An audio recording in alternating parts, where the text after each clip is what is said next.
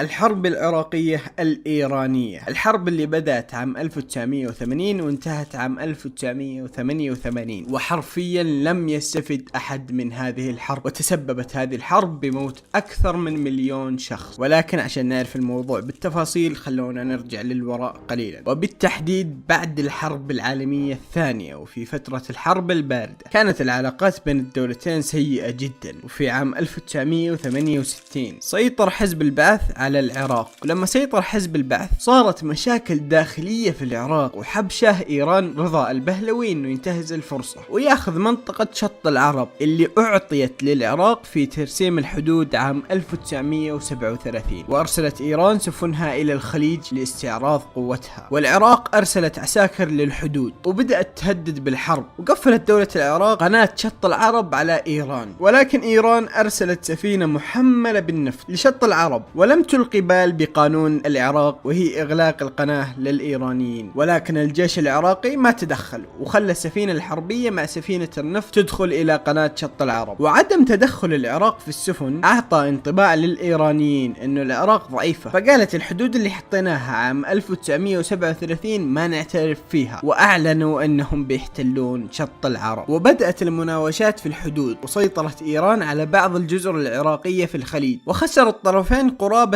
1000 شخص في هذه المناوشات.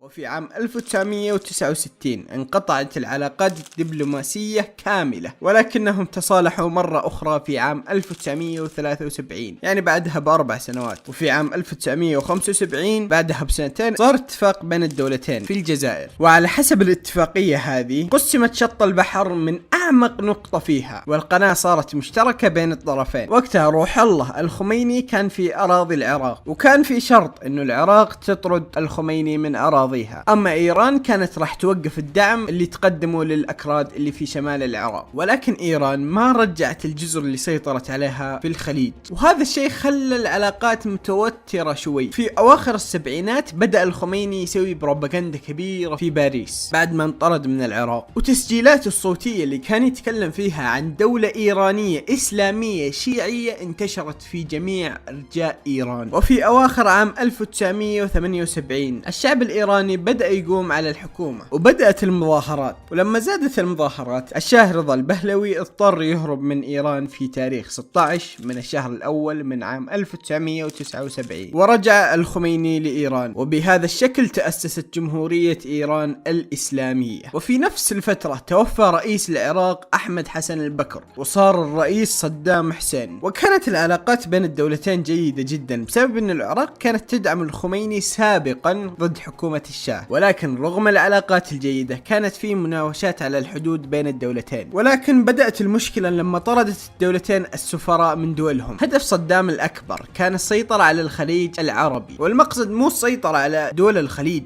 بل السيطرة على الجزر اللي أخذتها إيران. وبسبب أنه إيران صار فيها مشاكل كبيرة وتغيرت الحكومة وصارت في عقوبات عليها من الدول الغربية، فكر وتوقع صدام حسين أنه إيران ضعفت، واشترى صدام حسين عدد كبير من الأسلحة من فرنسا والاتحاد السوفيتي، وبدأ يستثمر في الجيش العراقي. والاستخبارات العراقية قدمت تقرير بأنه إيران ضعيفة جدا أمام الهجوم العراقي، ولهذا السبب صدام حسين جاب 100,000 عسكري وحطهم على الحدود قرب منطقة الأحواز اللي كان يشوفها حق للعراق وللعرب. الجيش الإيراني كان ضعيف بسبب أنه كان في جنرالات انقتلوا بسبب أنهم كانوا موالين للشاه، وأيضا بسبب العقوبات الأمريكية. وتخيلوا أنهم أعدموا فوق 85 فريق ولواء، وسجنوا البقية من الجنرالات والقادة ذي المرتبة العالية. وهذا الشيء خلى الجيش الإيراني اللي كان قوي في يوم من الأيام جيش ضعيف جدا، يعني مش ضعيف جدا لكنه صار أضعف من أول بكثير. وفي يوم 28 من شهر 9 من عام 1980 تعدى الجيش العراقي الحدود الإيرانية، وهجمت الطيارات العراقية على المطارات الإيرانية الحربية. ولكن الطائرات الإيرانية لم تتضرر بسبب أنها كانت محمية. هدف صدام كان السيطرة على الأحواز والإطاحة بالحكومة، والسيطرة على الجزر السابقة التي كانت من حق العراق. والجيش العراقي في وقت قصير جدا قدر يحاصر مدينة سوسنكورد وموسيان، وبعدها حاصر الجيش العراقي العراقي أبدا وخرم شهر. إيران طلعت طياراتها وهجمت على الطائرات والمطارات العراقية، وتضررت العراق بشكل كبير جدا، ودمر الإيرانيين الكثير من المطارات العراقية، وأيضا هجموا على الجيش العراقي من الجو، واستشهد الكثير من العراقيين. وهذا الهجوم المفاجئ خلخل الصفوف العراقية اللي كانت متوقعة انه إيران ضعيفة جدا، ولكن طلع عكس ذلك بسبب الطيران الإيراني اللي كان جبار وقتها. وعلى طول في اليوم اللي بعده الطائرات الإيرانية قصفت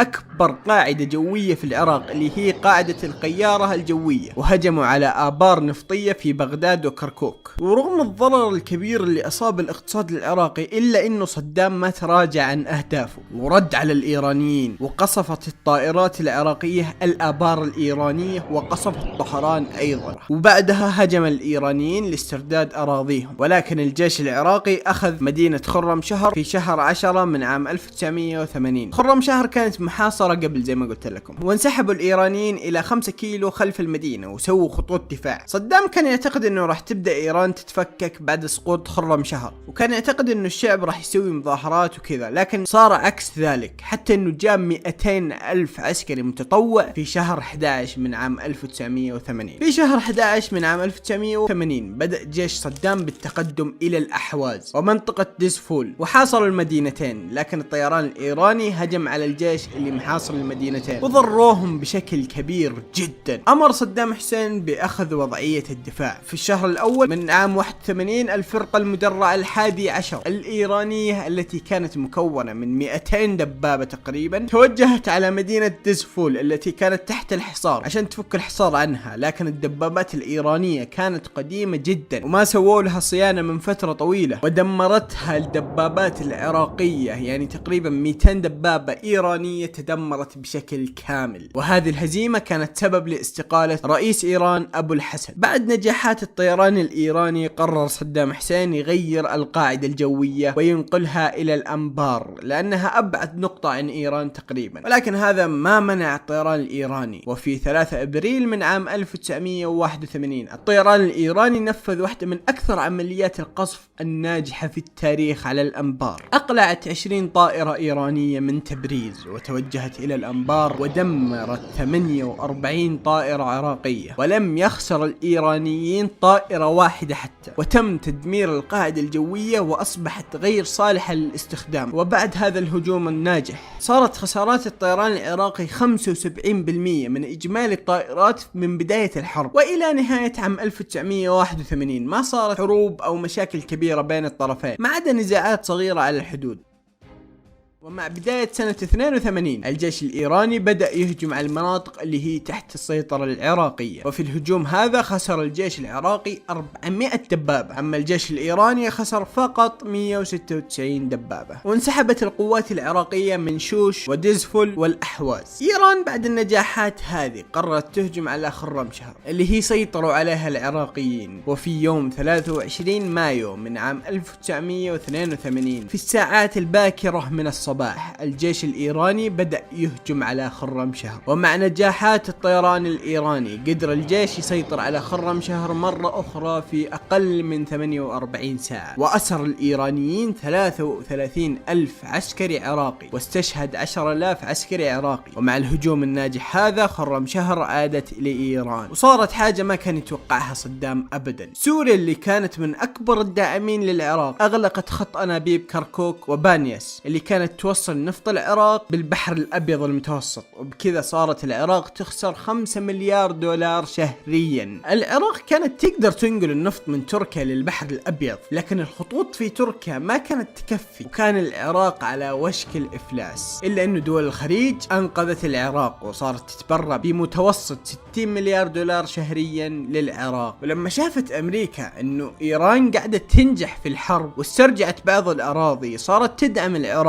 المدفعيات، وصارت فرنسا تبيع هليكوبترات وطائرات حربية وصواريخ بملايين الدولارات للعراق. وبسبب إزالة الحكومة حق الخميني للحكومة الشيوعية في إيران، صار الاتحاد السوفيتي أيضا يدعم العراق بالأسلحة، والقوات الجوية العراقية امتلكت على طائرات سوفيتية وصينية وفرنسية، وزادت العراق عدد الدبابات واشترت الدبابات من السوفيت والصين، وبكذا الجيش العراقي تعافى ورجع كما كان وأفضل، والطيران العراقي صار أفضل من أول بكثير. إيران ما كانت تملك فلوس مثل العراق عشان تشتري أسلحة، وعشان تجيب أسلحة صارت محتاجة للصين وكوريا الشمالية وليبيا وسوريا، وصارت تشتري الأسلحة مقابل النفط. في يوم 20 من شهر 6 من عام 1982 صدام أعلن عن أنه يبغى يتفاوض مع الخميني وأنه يبغى يسوي صلح، لكن الخميني أعلن عن أنه ما راح يتوقف إلى أن تستقيل الحكومة البعثية ويجي مكانها حكومة إسلامية. وفي يوم 13 من شهر 7 من عام 82 هجم الإيرانيين ب100,000 عسكري على البصرة. صدام كان مخمن أنه يصير هذا الهجوم، فكان حط قريب 80,000 عسكري على الحدود، واستمر المحاربة لمدة 20 يوم، وقدر الإيرانيين يسيطرون على أرض صغيرة جدا من العراق، ولكن ما قدر الإيرانيين يوصلون لهدفهم ولا قدروا يكسرون الجيش العراقي، وخسر الطرفين 80,000 عسكري، وخسر الجيش العراقي 400 والجيش الإيراني 200 دبابة. وفي طول عام 1982 ما صارت إلا نزاعات بسيطة جدا على الحدود، ومع بداية عام 1983 إيران كعادتها بدأت الهجوم ب200,000 عسكري، والهدف كان السيطرة على طريق بغداد. ولم يتمكن الجيش العراقي من إيقاف الإيرانيين إلا بعد ما تقدموا 60 كيلومتر في الأراضي العراقية، وحاول الإيرانيين يهجمون أكثر من مرة، لكن الجيش العراقي تصدى لهم، وخسر الإيرانيين 120,000 عسكري، وخسر العراقيين 60,000 عسكري. صدام حسين بعد ما شاف إنه ما يقدر يهزم الإيرانيين بالهجوم بريا، فكر وقرر إنه يدمر الاقتصاد الإيراني بالهجوم الجوي. وأول هجوم كان على آبار نفطية في جزيرة كانت تقع على الخليج، وتم تدمير الآبار كلها، وأيضا تم تدمير خزانين للنفط في المنطقة. ورد الإيرانيين وهجموا على خزانات نفطية عراقية ودمروها، وبكذا العالم كله كان على وشك انه يدخل في أزمة نفطية، ولكن أمريكا تدخلت لأنها طبعا كانت محتاجة للنفط هذا، لأنها من أكثر الدول اللي تشتري، وعرضت انه أمريكا تحمي الخزانات الخليجية بسفن حربية. وترى لما اقول خزانات فهي سفن مخزن فيها النفط، فاهمين كيف؟ والعراق شافت انها هذه هي الفرصة، فبدأت تصدر النفط باسم الكويت. اما ايران ما قدرت تستفاد من هذه الفرصة لانها علاقاتها كانت سيئة جدا مع دول الخليج، وتأثر اقتصادها بشكل كبير جدا. وفي حروب الخزانات هذه تضررت 546 سفينة تجارية، ومات تقريبا 430 قبطان مدني. وراحت السنين ووصلنا الى عام 1986، يعني مرت 3 سنوات تقريبا، وبالتحديد ليلة 11 فبراير الجيش الإيراني بدأ بالهجوم للسيطرة على شبه جزيرة الفاو. الفاو كانت نقطة تجارية مهمة جدا، لأنها هي المنطقة الوحيدة التي تطل على الخليج في الأراضي العراقية بالتحديد، وكان يحمي شبه جزيرة الفاو 2000 عسكري عراقي فقط. الجيش الإيراني ما واجه أي مقاومة قوية، وقدر يسيطر على الفاو في أقل من 24 ساعة، وبكذا العراق انقطعت عن البحر بشكل كامل. صدام كان يتوقع أنه من المستحيل أنه الإيرانيين يتعدون شط العرب، وعصب صدام من هذا الأمر أنه الإيرانيين قدروا يتعدون شط العرب، وحاول يسترجع المنطقة ولكنه ما نجح، واضطر أنه ينسحب بعد المحاربة اللي دامت أكثر من أسبوع. بعد ما احتل الإيرانيين الفاو، حط صدام مدينة مهران كهدف للانتقام، وأيضا عشان يكون عنده كرت يقدر يستخدمه ضد إيران في المفاوضات. في 19 مايو من عام 1986 الجيش العراقي اللي كان مدعوم بالطائرات الحربية قدر يسيطر على مهران. صدام عرض على الخميني التفاوض والتبديل بين الفاو ومهران، ولكن رفض الخميني عرض صدام. وفي 30 من حزيران هجم الجيش الإيراني على مدينة مهران، وقدر ياخذ الإيرانيين المدينة في 3 أيام